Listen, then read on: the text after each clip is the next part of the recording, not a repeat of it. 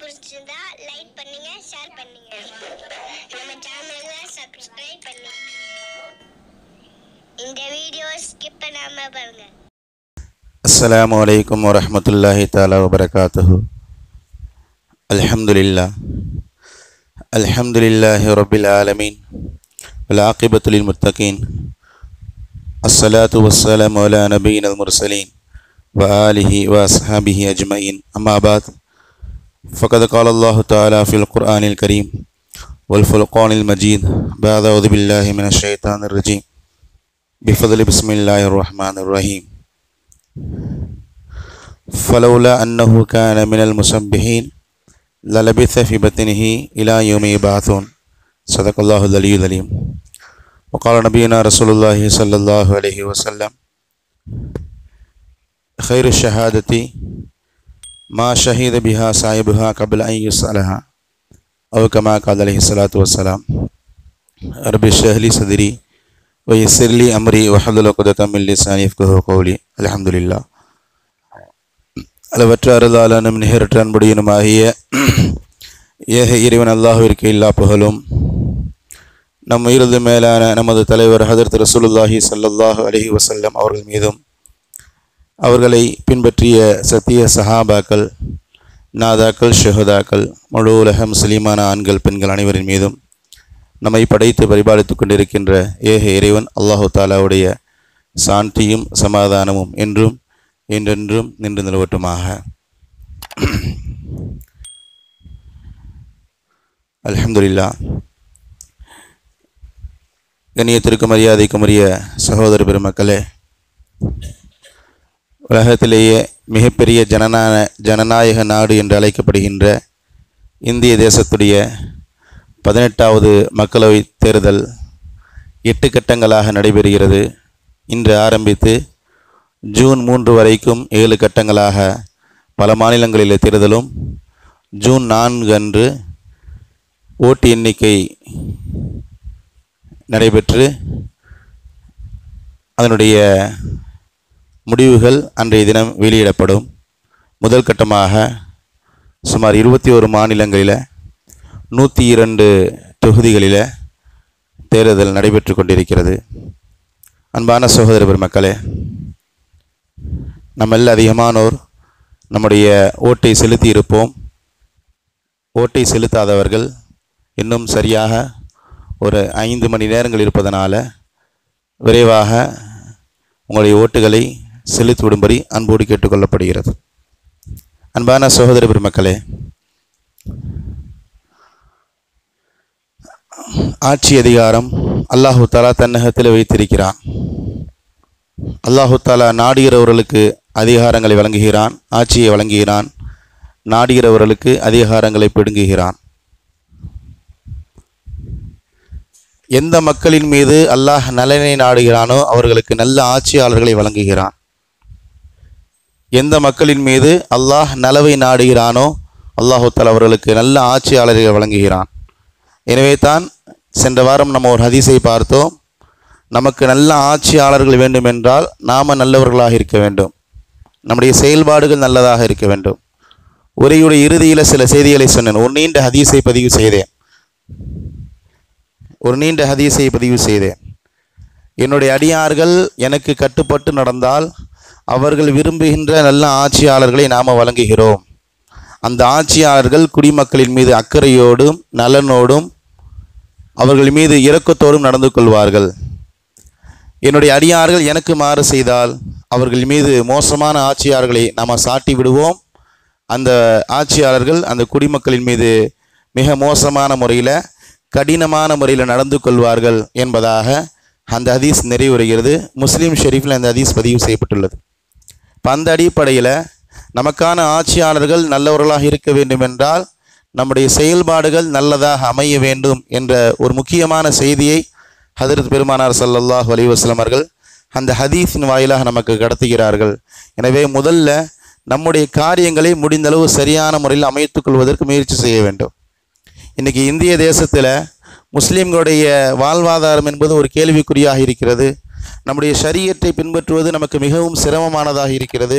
நம்முடைய ஷரியத்தை நம்மிடமிருந்து தூரமாக்குவதற்காக வேண்டி இந்த பாசிச சக்திகள் தொடர்ந்து முயற்சி செய்து கொண்டிருக்கிறார்கள் என்பதாக ஒரு புறம் நம்ம கூக்குரல் இட்டு கொண்டிருக்கிறோம்.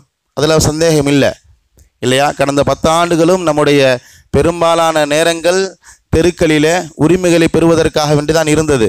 அதில் மாற்றம் இல்லை. ஆனால் மறுபுறம் இந்த ஷரியத்தை சரியான முறையில் பின்பற்றுவதில் நாம் எந்த அளவு கவனம் செலுத்துகிறோம்? நம்முடைய உரிமைகள் பறிக்கப்படுகிறது என்பது ஒரு புறம், அது நியாயமான விஷயம். அதற்காக வேண்டி போராடுகிறோம், அதற்காக வேண்டி உரிமைகளை எழுப்புகிறோம், உரிமைகளை கோருகிறோம், குரல் எழுப்புகிறோம். ஒரு புறம் இருக்கட்டும்.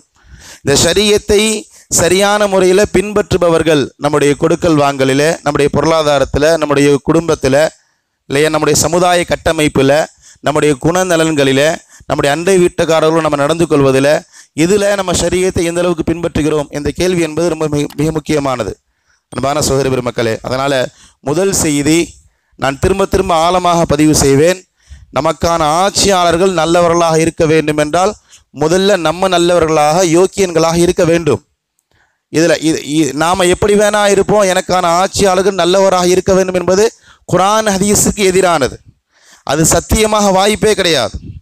என்னுடைய தனிப்பட்ட வாழ்க்கை எப்படி வேண்டுமானாலும் இருக்கும், என்னுடைய குடும்ப வாழ்க்கை நான் விரும்பிய மாதிரி இருக்கும், என்னுடைய பெரும்பாலான பழக்க வழக்கங்கள் நான் மனோ இச்சையின்படி தான் பின்பற்றுவேன், ஆனால் எனக்கான ஆட்சியாளர்கள் நல்லவர்களாக இருக்க வேண்டும் என்பது சத்தியமாக சாத்தியமே இல்லை. ஹதீஸில் பெருமானார் இதற்கு ஆப்போசிட்டாக பேசுகிறார்கள். உனக்கு நல்ல ஆட்சியாளர்களை அல்லாஹ் தஆலா நியமிக்க வேண்டும் என்றால் முதலில் நீ நல்லவனாக இருக்க வேண்டும் என்ற ஒரு தெளிவை பெருமானார் இந்த ஹதீஸின் வாயிலாக கொடுக்கிறார்கள். அந்த அடிப்படையில் நமக்கான செயல்பாடுகள் சரியான முறையில் இருக்க வேண்டும்.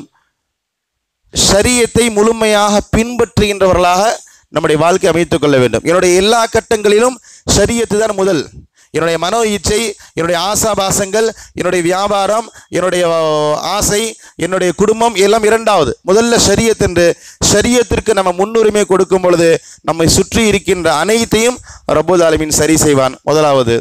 இரண்டாவது, நிறைய துஆ செய்ய வேண்டும் அல்லாஹு தஆலா விடத்தில். அத்துஆ சிலாஹுல் முஃமின். பெருமானார் ஸல்லல்லாஹு அலைஹி வஸல்லம் சொல்லி காட்டுவார்கள், துஆ என்பது முஃமின்களின் ஆயுதம் என்பதா. துஆ ரொம்ப ரொம்ப முக்கியமான ஒன்று. ஒரு 3 வார்த்தைகளோடு இன்ஷா அல்லாஹ் நான் நிறைவு செய்வேன். முதலாவது, பெருமானார் ஸல்லல்லாஹு அலைஹி வஸல்லம் அவர்கள் நெருக்கடியான நேரங்களிலே பல நேரங்களிலே சொல்லிக் கொடுத்த ஒரு துஆ, லா இலாஹ இல்லா அன்த சுப்ஹானக இன்னி குன்து மினல் ஸாலிமீன். நம்மள அதிகமானவர்கள் இந்த துஆ பரிச்சயமாக இருக்கும். இந்த துஆ தஸ்பீஹ் யூனுஸ் என்று சொல்வோம். ஹஜ்ரத் யூனுஸ் அலைஹிஸ்ஸலாத்து வஸ்ஸலாம் அவர்கள் மீனுடைய வயிற்றில் இந்த துஆவை ஓதியதனால இந்த துஆவிற்கு தஸ்பீஹ் யூனுஸ் என்பதாக பெயர். பெருமானார் ஸல்லல்லாஹு அலைஹி வஸல்லம் அவர்கள் பல நேரங்களிலே நெருக்கடியான நேரங்களிலே இந்த துஆவை ஓதியிருக்கிறார்கள். அல்லாஹ் தஆலா திருமறையிலே இது சம்பந்தமாக நிறைய பேசுகிறார். வதன்னூன் இذ ذهب مغاضبا فظننا ان لن نقدر عليه فنادى في الظلمات لا اله الا انت سبحانك اني كنت من الظالمين. நம்முடைய அடியார் கோபமாக நம்மிடமிருந்து புறப்பட்டார். மீனுடைய வயிற்றில் அவர் சென்ற பிறகு இருளிலே அவர் ஓதினார், லா இலாஹ இல்லா அன்த சுப்ஹானக இன்னி குன்து மினல் ஸாலிமீன். தமிழில் ஓதலாம் என்று இருந்தாலும் அரபி வாசகங்களுக்கு, குர்ஆனுடைய வாசகத்திற்கென்று தனி மரியாதை இருக்கின்றது. அதற்கென்று தனி முக்கியத்துவம், பவர் இருக்கின்றது, சக்தி இருக்கிறது. அதனால் முடிந்த அளவு அரபியில் மனனம் செய்து ஓதுவதற்கு முயற்சி செய்யுங்கள். லா இலாஹ இல்லா அன்த சுப்ஹானக இன்னி குன்து மினல் ஸாலிமீன். உன்னை தவிர வணக்கத்திற்குரிய யாரும் இல்லை. யா அல்லாஹ், நான் அநீதி இழைத்து விட்டேன். இன்னி குன்து மினல் ஸாலிமீன், நீ பரிசுத்தமானவன், நான் அநீதி இழைத்து விட்டேன் என்ற இந்த வார்த்தை. அல்லாஹ் தஆலா இந்த வசனத்தை ஒரு ஓதிய பிறகு அல்லாஹ் தஆலா அடுத்த வசனத்தில் சொல்கிறான், ஃபஸ்தஜப்னா லஹு ஃபனஜ்ஜீனாஹு மினல் கம்மி. அல்லாஹ் தஆலா சொல்கின்றான், அவருடைய துஆவை நாம் அங்கீகரித்தோம், அவருடைய நெருக்கடியிலிருந்து அவரை நாம் பாதுகாத்தோம் என்பதாக சொல்கிறான்.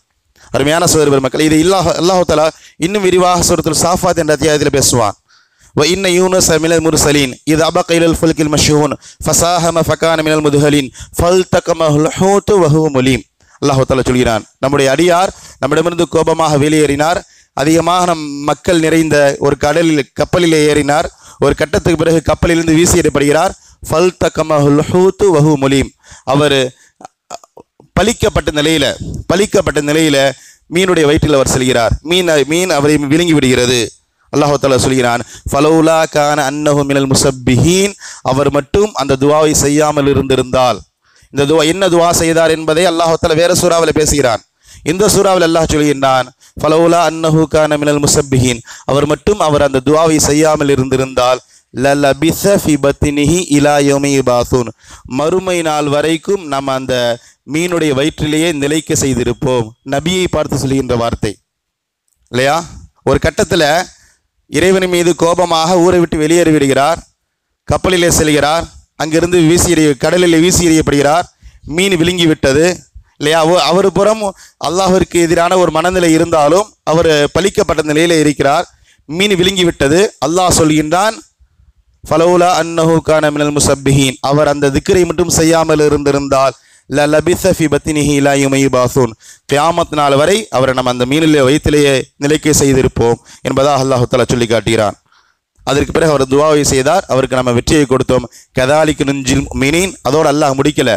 யூனுஸ் அலைஹிஸ்ஸலாத்து வஸ்ஸலாமுடைய வரலாறின் மூலமாக அல்லாஹ் நமக்கு கடத்துகின்ற செய்தி, இப்படித்தான் மூமின்களுக்கு நம்ம வெற்றியை வழங்குகிறோம் என்பதாக அல்லாஹ் தஆலா சொல்லி காட்டுகிறான். எனவே அதிகமாக இந்த துஆக்களை ஓத வேண்டும். இரண்டாவதாக ஹஸ்புனல்லாஹு நிஅமல் வக்கீல் என்ற இந்த துஆ, வரலாற்று சிறப்புமிக்க இந்த துஆ. ஹிஜ்ரி 2 பத்ர் நடைபெறுகிறது. முஸ்லிமுக்கு மிகப்பெரிய வெற்றி. எதிரிகள் 70 பேர் கொல்லப்படுகிறார்கள். அதை பழிவாங்குவதற்காக ஹிஜ்ரி 3 உஹதுக்காக வேண்டி வருகிறார்கள். அல்லாஹ் தஆலா அவருடைய கையை ஓங்க செய்கிறான். முஸ்லிம்களில் 70 பேர் ஷஹீதாக்கப்படுகிறார்கள், பெருமானாரும் காயப்படுகிறார்கள். காஃபிர்கள் மக்காவை நோக்கி திரும்புகின்ற நேரத்தில் அவருக்கு ஒரு எண்ணம் ஏற்படுகிறது, நம்ம முகம்மதை விட்டு வந்திருக்கக்கூடாது, திரும்ப செல்வோம், ஏற்கனவே கடுமையான காயத்தில் இருக்கிறாங்க, திரும்ப சென்று அவர்களை கடுமையாக அடிப்போம் என்பதாக அவர்கள் திரும்ப மதீனாவை நோக்கி வருகின்ற அந்த சமயத்தில் முஸ்லீம்கள் மிகப்பெரிய நெருக்கடியில் இருக்கிறார்கள். அப்போ பெருமானார் ஸல்லல்லாஹு அலைஹி வஸல்லம் அவர்களுக்கு செய்தி வருகிறது, மக்காவிற்கு சென்ற காஃபிர்கள் திரும்ப மதீனாவை நோக்கி வருகிறார்கள், நம்மிடத்தில் சண்டையை செய்வதற்காக வருகிறார்கள் என்ற செய்தி வந்த பொழுது பெருமானார் ஸல்லல்லாஹு அலைஹி வஸல்லம் அவர்கள் சஹாபாக்களை அழைத்து பேசுகின்றார்கள். அப்பொழுது சஹாபாக்கள் நம்ம திரும்ப போருக்கு தயாராகுவோம், பிரச்சனை இல்லை என்பதாக சொல்லி மதீனாவிலிருந்து கிளம்பி ஒரு இடத்துக்கு வந்து தங்குகிறார்கள். அந்த நேரத்தில் அவர்கள் சொன்ன வார்த்தை ஹஸ்புனல்லாஹு வ நிஅமல் வக்கீல், அல்லாஹ் தஆலா எங்களுக்கு போதுமானவன், அவனே எங்களுடைய பாதுகாவலன் என்பதாக இந்த துஆவை ஓதினார்கள். அந்த துஆவை ஓதியதற்கான மிகப்பெரிய விளைவு என்னவென்றால், அவர்கள் அந்த இடத்திற்கு மக்காவிலிருந்து கிளம்பிய அந்த எதிரிகள் முஸ்லீம்களுடைய இடத்திற்கு வருவதற்கு முன்பாகவே அவருடைய உள்ளத்தில் அல்லாஹ் தஆலா பயத்தை போடுகிறான். ஃபன்கலபு பினிஅமதி மினல்லாஹ், இவர்கள் ஓதி இந்த துஆவின் காரணமாக எதிரிகளுடைய உள்ளத்தில் பயத்தை போட்டு அவர்கள் திரும்ப மக்காவை நோக்கி திரும்பினார்கள் என்பதாக அல்லாஹ் தஆலா சூரத்துல் ஆல் இம்ரான் என்ற அத்தியாயத்தில் சொல்லி காட்டுவான். அருமையான சகோதர பெருமக்களே, ரசூலுல்லாஹி ஸல்லல்லாஹு அலைஹி வஸல்லம் அவர்கள் நெருக்கடியான நேரத்தில் ஓதிய மிக முக்கியமான துஆ ஹஸ்புனல்லாஹ் வ நிஅமல் வக்கீல்.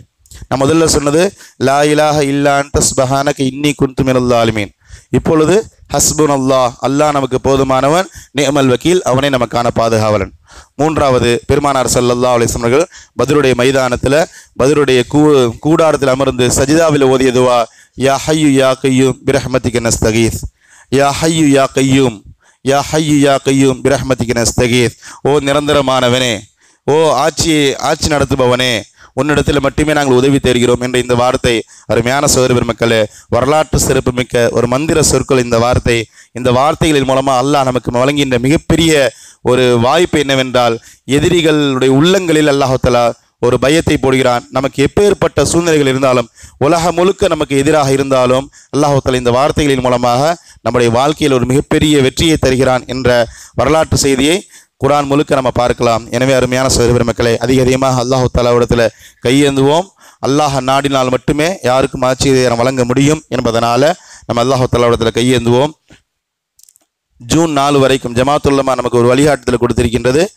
தேர்தல் முடிவுகள் வெளியாகின்ற வரைக்கும் இந்த வார்த்தைகளை கொண்டு அதிகமாக துஆ செய்யுங்கள். ஒவ்வொரு ஃபர்லான தொழுகைக்கு பிறகும், ஒவ்வொரு நஃபிலான தொழுகைக்கு பிறகும், தஹஜ்ஜுடைய நேரத்தில் அதிகமாக துஆக்களை செய்யுங்கள். அல்லாஹ் தஆலா மக்கள் நலனை விரும்புகின்ற நல்ல ஆட்சியாளர்களை நமக்கு வழங்கி நம்முடைய ஷரியத்தை பின்பற்றுவதற்கு இலகுவான ஒரு வாய்ப்பை அல்லாஹ் தஆலா இந்த தேசத்தில் ஏற்படுத்துவானாக.